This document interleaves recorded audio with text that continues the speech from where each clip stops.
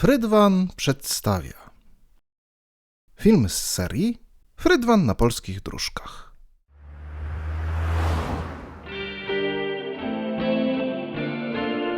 Witajcie! Zanim zafundujemy sobie i Wam kolejne kilkanaście tygodni relacji z naszej ostatniej wakacyjnej wyprawy, a obiecujemy, że będzie wbrew pozorom bardzo różnorodnie, zapraszamy Was na film z naszego październikowego wypadu na Jurę.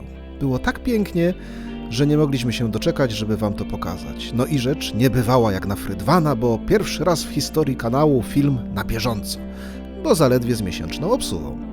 No i z nowym Frydwanem.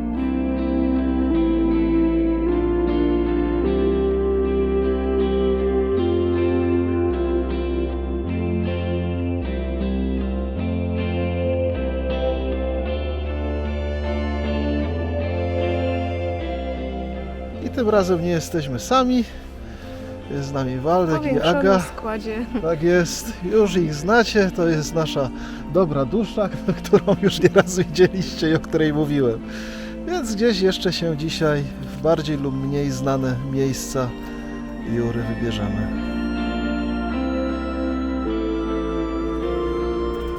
W ten piękny weekend, który się zaczął niezbyt pięknie, bo pogoda nam nie dopisywała, i byliśmy w miejscach tych, które już z nami zwiedziliście. To dzisiaj dalej jesteśmy na Jurze. Tym razem przy zamku w Bydlinie. Jest to jeden chyba najmniejszy z zamków tutaj Orlich Gniazd. Powstał jak właściwie wszystkie w XIII wieku. Tego historia jest troszkę inna, bo w XVII wieku został przekształcony na kościół i funkcjonował później w XIX wieku opuszczony. Jura, szczególnie tutaj w Bydlinie, to nie tylko wojna, potop szwedzki, także duże działania, dosyć aktywny front I wojny światowej, czyli Wielkiej Wojny. Tutaj w okolicach też całego tego wzgórza było zryte okopami. Z czasów też walczyły tutaj legiony polskie Józefa Piłsudskiego.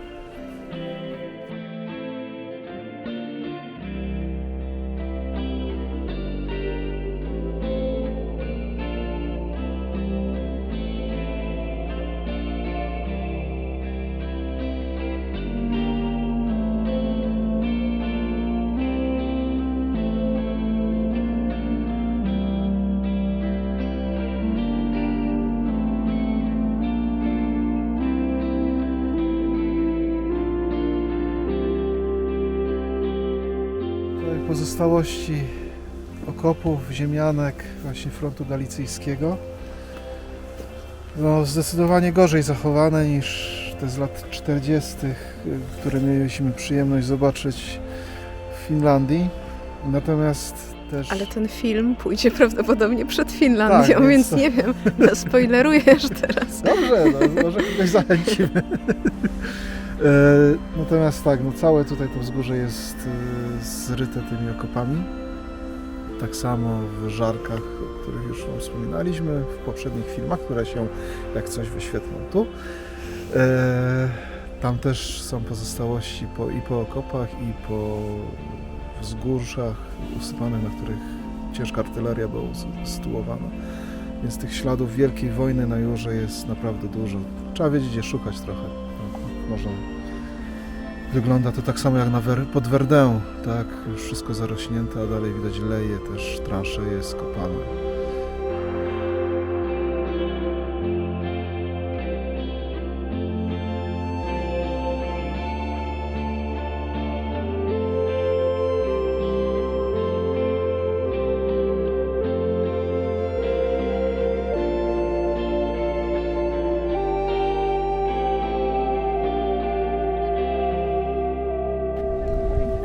Generalnie to nie wiem, czy mówiliśmy. Akurat trafił się wolny weekend, rzadko nam się to zdarza, ale się trafił.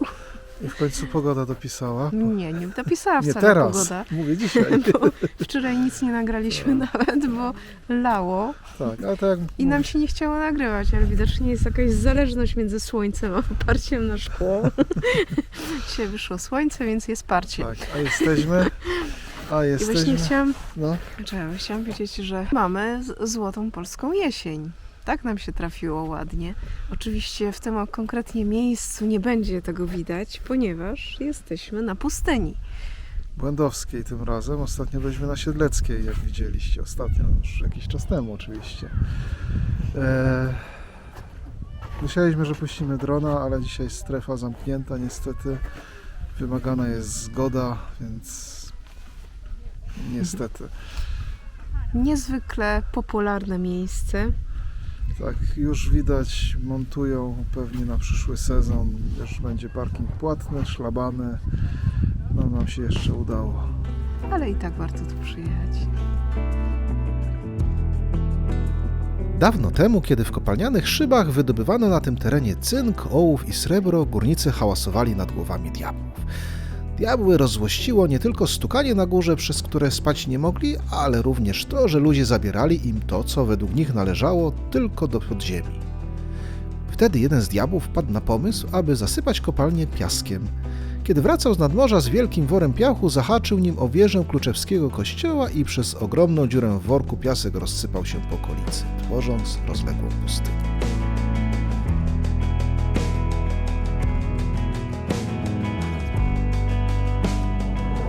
No to właśnie powód zamknięcia dzisiaj strefy w Skoczkowie.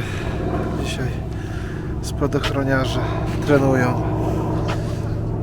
Legenda legendą, a tak naprawdę początki pustyni błędowskiej to wiek XIII i wzmożona deforestacja z uwagi na olkuskie kopalnie właśnie srebra i ołowiu.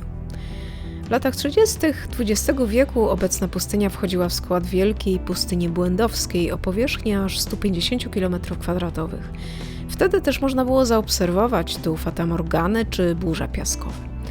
Obecnie, po latach zaniedbań i zarastania, pustynia błędowska jest obszarem chronionym.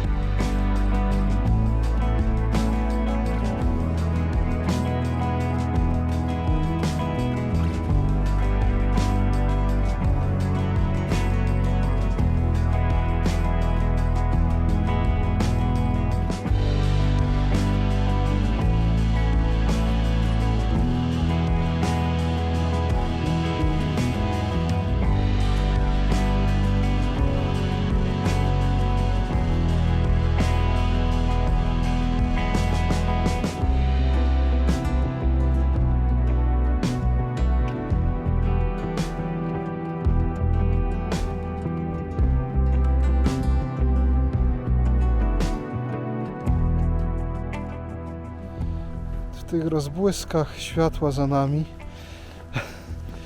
jesteśmy na jednej chyba z ikon Jury, tutaj bardziej tej południowej części. Jesteśmy w Ogrodzieńcu. Zamek. Historia jak zwykle typowa. Pierwsze wzmianki w XII wieku, dosyć wcześnie. Długo zamieszkały, bo do 1810 roku. Oczywiście dostał w kość przez Szwedów, natomiast po 1810 opustoszały i służył jako budulec dla pobliskich mieszkańców. Pozmieniało się tutaj od mojej ostatniej wizyty, bo parkingi płatne, wstęp na zamek też już nie najtańszy. Życie. Mówiłaś, że widziałaś zamek tylko ze zdjęcia. I jak teraz na żywo? No, robi wrażenie. Na szczęście dziś poniedziałek. Tak, tłumów nie ma. Słoneczko świeci, ale zimno. Ogrodzieniec jest znany pewnie tym starszym i młodszym widzom, bo kręcono tutaj Janosika, kręcono tutaj Zemstę, kręcono z tych nowszych produkcji, jak słychać, prace konserwatorskie idą pełną parą. I kręcono tutaj też Netflixowego Wiedźmina. Korzystając z okazji, że jesteśmy przy jednym z największych zamków na Jurajskim Szlaku Orlich Gniazd, chcielibyśmy Wam powiedzieć, cóż to w ogóle są te Orle Gniazda. Historycznie jest to dawne Limę z południowej Polski, na której w czasach Kazimierza Wielkiego wzniesiono szereg wapiennych warowni dla obrony granic. Szlak Orlich Gniazd ma ponad 160 km i biegnie między Krakowem a Częstochową. Początki turystycznego szlaku to lata 30., natomiast obecny kształt i przebieg uzyskał w roku 1950, a obejmuje nie tylko zabytki architektury obronnej jak zamki i strażnice, ale i główne miejsca widokowe czy jurajskie ostańce. Szlak Orlich Gniazd oznaczony jest kolorem czerwonym. Natomiast na tych, którzy woleliby skupić się na obronnym i historycznym aspekcie Jury, czeka niebieski szlak warowni jurajskich. Obejmuje on oprócz tych najważniejszych zamków również mniej znane warownie. Mimo tej swojej, nazwijmy, specjalizacji, szlak pod względem widokowym i przyrodniczym też dostarcza niezapomnianych przeżyć. Oczywiście oba szlaki niejednokrotnie się krzyżują, czy też biegną wspólnie.